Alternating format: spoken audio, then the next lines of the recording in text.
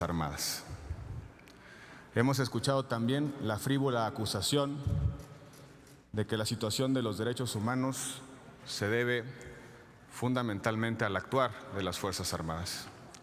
Se ha dicho incluso que el índice delictivo y sobre todo los homicidios en nuestro país encuentran causa en las Fuerzas Armadas. Habría que decir aquí con toda responsabilidad que estas afirmaciones no solamente son mezquinas, sino también resultan ser profundamente irresponsables. El fracaso en materia de seguridad no es de las Fuerzas Armadas, es del Estado mexicano en su conjunto. De los órdenes de gobierno que no han hecho su trabajo a lo largo de muchos años. De municipios que se han arrodillado frente al crimen organizado, de entidades federativas que no han generado capacidades institucionales propias, de entidades federativas que han buscado el auxilio de la Federación para dedicarse a otra cosa distinta, a proveer a sus ciudadanos de seguridad y de justicia. La responsabilidad de decisiones que hemos tomado también a nivel federal en los últimos años, de la ausencia de una política de Estado integral, de la ausencia de un compromiso democrático para no partidizar la seguridad y la justicia, para no usar la seguridad como arena electoral. Nada más revelador de esa ausencia de un consenso democrático que en la víspera de las elecciones de 2018 estemos intentando capitalizar el drama de la seguridad electoralmente.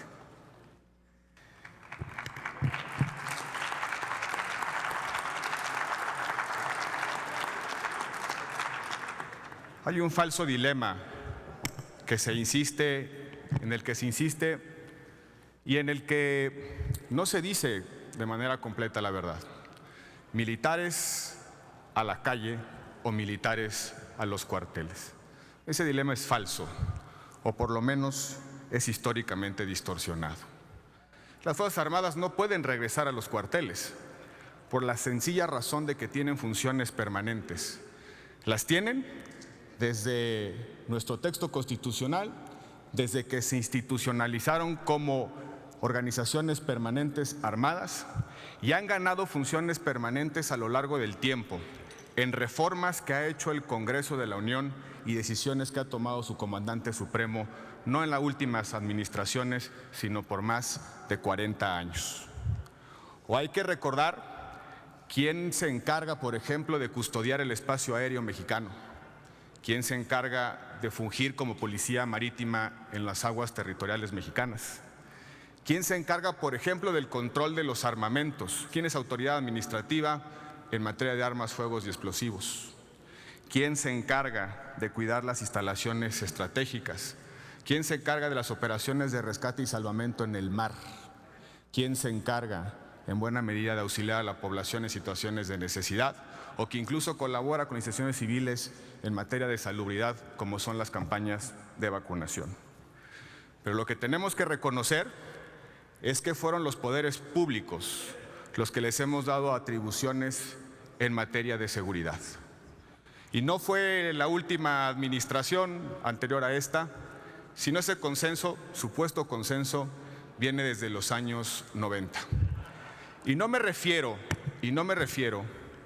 a aquella utilización política de las Fuerzas Armadas, como cuando se les mandaba a hacer operaciones de carácter político, a lastimar a la sociedad o bien como recurso de presión contra los ciudadanos. Me refiero a la decisión que tomó el país en materia de delincuencia organizada. En los años 90 o a partir de los años 90, en ese periodo que comprende desde 1996 hasta lo que llevamos del siglo XXI, hemos hecho tres cosas esencialmente en materia de delincuencia organizada. En primer lugar, hemos federalizado la responsabilidad de combatir crimen organizado. Antes estaba en el ámbito local. Antes, todos los fenómenos criminales eran responsabilidad directa de estados y municipios. Conforme fue creciendo el problema del crimen organizado, tomamos la decisión de federalizar su combate. Y ahí están las reformas de los años 90. Creamos el régimen de crimen organizado con instrumentos especiales, muchos de ellos ventajas procesales o instituciones que le daban una posibilidad mayor al Estado frente a quienes delinquían. La segunda decisión es que convertimos al crimen organizado en una materia de seguridad nacional. La sacamos de la órbita de la respuesta primaria de la seguridad pública y la llevamos al régimen de seguridad nacional. Y en esa medida le dimos funciones permanentes a las Fuerzas Armadas para actuar en contra del crimen organizado. Fue el régimen, o es el régimen de seguridad nacional, que deriva de la reforma de 2004 y su ley reglamentaria en 2005, que le da actuación a las Fuerzas Armadas en contra del crimen organizado. Aquí hay quien dice que fue una decisión de la administración 2006 y 2012. Hay que leer qué responsabilidades tenía el Estado mexicano, qué responsabilidades tenía la Federación y qué deberes tenían las Fuerzas Armadas desde que decidimos convertir la delincuencia organizada en una cuestión de seguridad nacional y no en un fenómeno que se atendería desde los instrumentos de la seguridad pública. Y la tercera cosa que hicimos, o que hemos hecho, incluyendo esta legislatura, es ir ampliando progresivamente los fenómenos criminales que se tratan desde la óptica, desde el ángulo, desde el régimen de la delincuencia organizada. Hemos reformado profusamente ese régimen, 13 decretos reformatorios, 26 categorías de delitos, desde por supuesto narcotráfico hasta robo de vehículos, hasta piratería o delitos asociados a los derechos de propiedad. Mientras estén esos delitos en el régimen de seguridad nacional, que no nos extrañe que las Fuerzas Armadas tengan tareas permanentes en esa materia. Y en la medida en la que se ha diversificado y pulverizado el crimen organizado, y en la medida en la que nuestras instituciones civiles han mostrado debilidad, hemos aumentado la responsabilidad de las Fuerzas Armadas. Se han convertido desafortunadamente en primeros respondientes y no en el último recurso del Estado mexicano.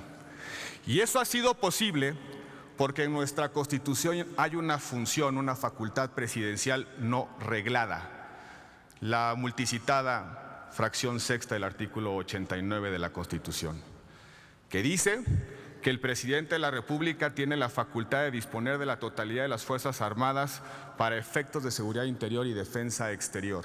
Por cierto, una redacción que no fue modificada ni en la reforma de seguridad nacional ni en la reforma al artículo 21 constitucional en materia de seguridad pública. Una función que lleva varios siglos en nuestro texto constitucional y que es el fundamento por el cual el presidente de la República en las últimas 5 administraciones ha desplegado Fuerzas Armadas para tareas de seguridad, hasta el grado de que se han convertido en primeros respondientes. De tal suerte que no es intelectualmente honesto ni políticamente responsable decir que las Fuerzas Armadas tienen que regresarse a los cuarteles sin resolver el problema de fondo que es el régimen de delincuencia organizada. Habría que complementar esa afirmación de que tenemos que regresar a los cuarteles a los militares. ¿Quién está proponiendo que las Fuerzas Armadas dejen de combatir el crimen organizado? ¿Quién está proponiendo que dejen esa tarea que le ha dado la República? ¿Quién está proponiendo que la delincuencia organizada quede en manos de estados o municipios o, de plano, que nadie las combata? México no se puede dar el lujo de reducir la presión y la inhibición hacia el crimen organizado, a menos que ya estemos dispuestos a entregarles la República y nuestra convivencia. De lo que se trata esta ley es de regular una función presidencial, una facultad exclusiva del presidente, una facultad que debe coexistir con la plena vigencia de los derechos fundamentales, porque la reglamentación de la seguridad interior no implica excepción a la aplicación estricta de los derechos y libertades públicas consagrados en la Constitución. Es una función que está asociada a la necesidad de generar marcos de paz y que debe, insisto, coexistir con la plena vigencia de los derechos fundamentales. Hemos escuchado desafortunadamente propuestas de que nuestro país tiene que ir a las suspensiones de garantías, a los estados de excepción para enfrentar los problemas de seguridad. Nada más irresponsable, nada más inconstitucional que resolver los problemas de delincuencia común desde el régimen de excepción. Y les recuerdo, por cierto, que está convencionalmente prohibido utilizar el régimen de excepción, la suspensión de garantías para enfrentar problemas de delincuencia, aún en su versión de delincuencia organizada. En nuestro país ha instalado un círculo vicioso al que hay que encontrarle salida. En estas zonas grises entre la responsabilidad federal y las responsabilidades locales, en la medida en la que los estados y los municipios no tienen capacidades, se ha recurrido a las Fuerzas Armadas. Siempre es más barato, más rápido y más fácil recurrir a las reservas de militares y marinos que formar policías. Y en la medida en la que los estados y los municipios tienen Fuerzas Armadas, no han podido o no han querido formar a sus policías. Perdón, presidente. Por supuesto, senadora. ¿Le han aceptado la pregunta, senadora Padierna? Por supuesto. Sonido en el escaño, la señora Dolores Padierna. Gracias. El senador Gil Suart, solo preguntarle en todo este relato que usted está haciendo, preguntarle cuáles son los resultados en materia de derechos humanos y qué le parecen a usted. Senadora, el problema de derechos humanos en el país es mucho más complejo que estigmatizar a las Fuerzas Armadas, porque los primeros violadores de derechos humanos son los delincuentes que están en la calle.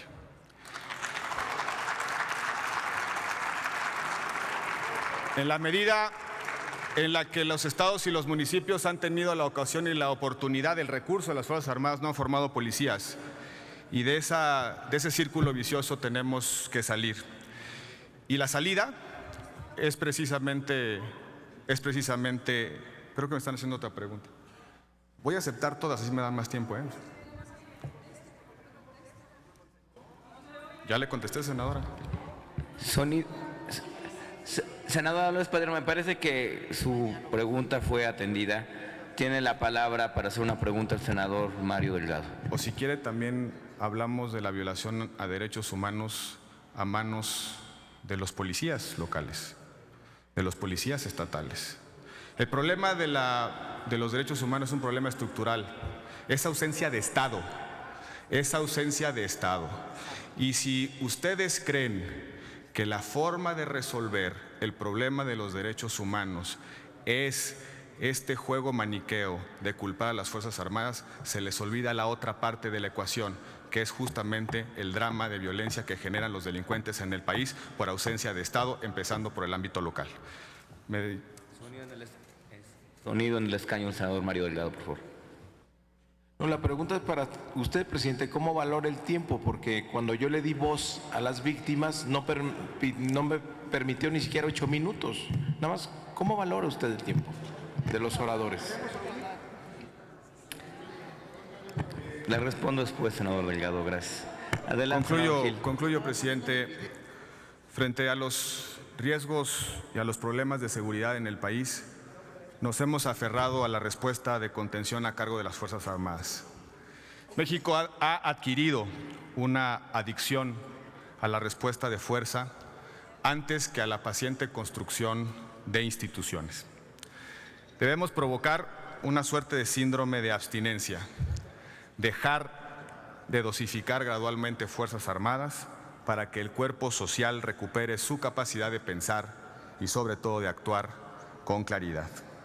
Las soluciones están a la vista, pero la primera es atarle las manos a este presidente o a los que siguen, de tal manera que el despliegue de las Fuerzas Armadas no sea a discreción ni a contentillo. Que las Fuerzas Armadas, porque las Fuerzas Armadas no están pidiendo un amparo para ir a hacer lo que quieran a los territorios de nuestro país. Lo que piden es la certidumbre de cuándo pueden y deben ser llamados a servir a la República, que no sean primeros respondientes, sino el último recurso que tiene el Estado mexicano para pacificar un territorio, resolver un problema criminal. Concluyo, presidente, diciendo que en México no hay dos ejércitos.